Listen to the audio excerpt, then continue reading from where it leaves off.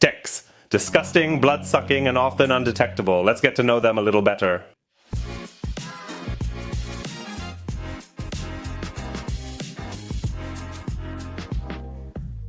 I think I wouldn't be lying if I said that ticks aren't exactly our favorite creatures. That little dot you see moving on my hand right now is actually a tick.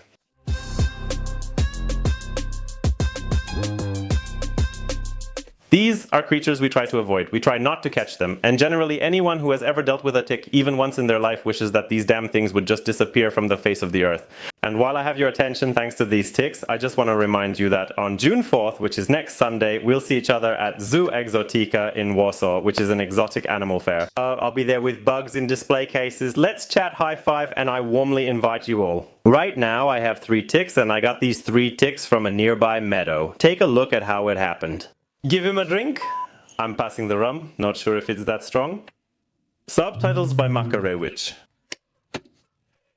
Subtitles by Jacek Makarewicz. By way of introduction, on Saturday, my good friend Przemek, the owner of the Arachnophobia store, came to visit me, and we decided, for the purpose of this episode, to go out and dedicate ourselves to searching for ticks in the area around Wrocław. Subtitles by Makarewicz. Subtitles by Jacek. Subtitles Makarewicz. Subtitles by Jacek Makarewicz. Subtitles in Circuits Makarewicz. Subtitles by Jacek. Subtitles after entries in Circuits. Subtitles by Jacek Kapitu Erlierze. Subtitles Jacek Makarewicz. Jacek Makarewicz. Subtitles of Wrocław. Subtitles by Jacek Makarewicz. By Jacek Makarewicz. We're looking for a tick because we won't find this one. No, your white underwear would be obvious. Go ahead, go there.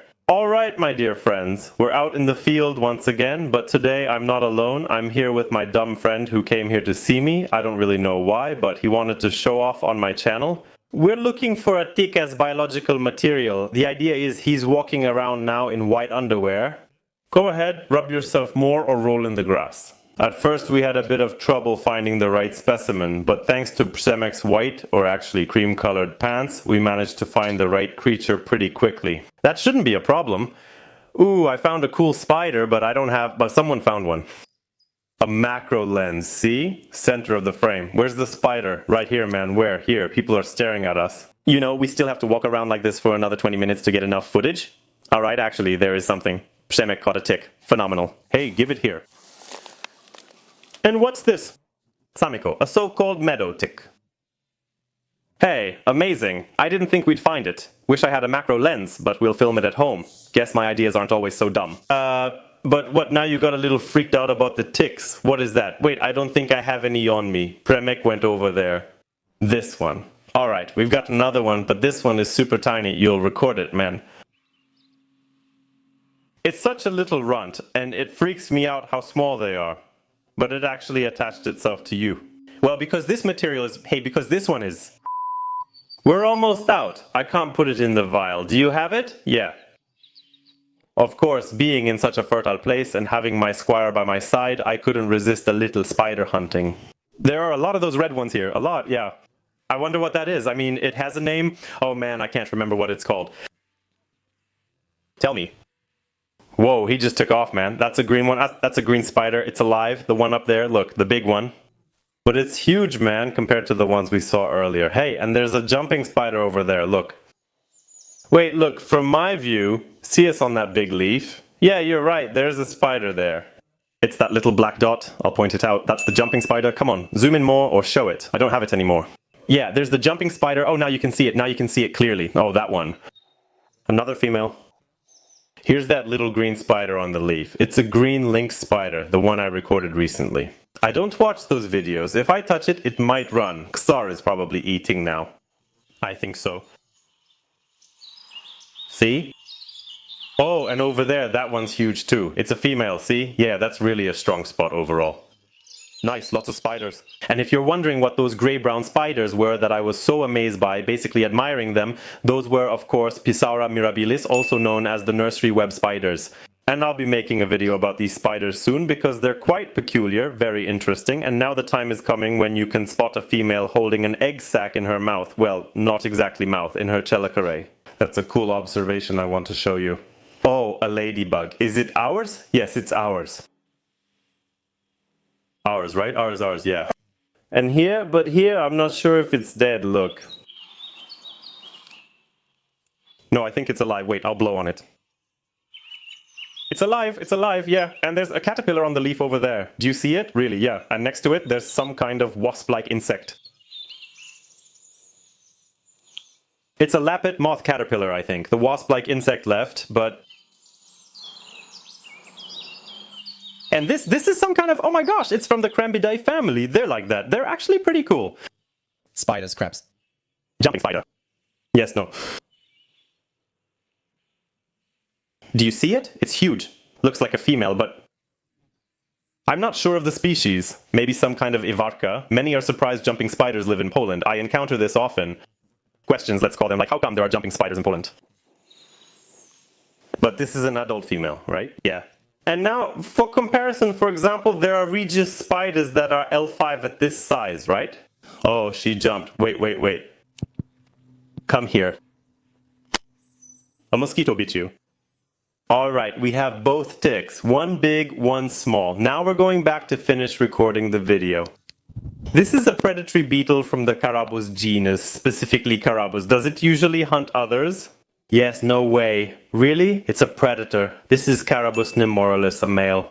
But what does their attack look like? Do they just come up? Because they're not venomous, for example. No, but I don't recommend picking them up because they can spray a very unpleasant smelling liquid. Cool animals. They eat snails and earthworms. Go ahead and spray. It might try to jump at me, but it probably won't. See it? At the grass blade's tip. See how its legs are spread? It's interesting how they sit. I've never seen a tick sit like that before, you know? Yeah, dude. I've only seen it moving. Never still like this, just waiting, right? Yeah. If you now, I don't know, put your hand here. Yeah? What would it do? Well, it should latch onto you, basically. If I touched it? Yes. How do they attack? They jump from the leaf. Smashed. And I've heard ticks jump. There's a legend they sit in trees. Yeah. My mom used to scare me by saying they sit on oaks and fall on people. They have more victims at heights between 0.5 meter and 1.5 meters. They usually don't sit in trees, but in those areas.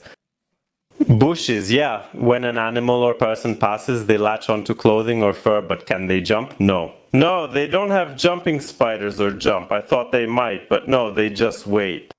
They patiently wait and latch on instantly when something passes. Impressive. They're clever creatures, but that's not to our advantage.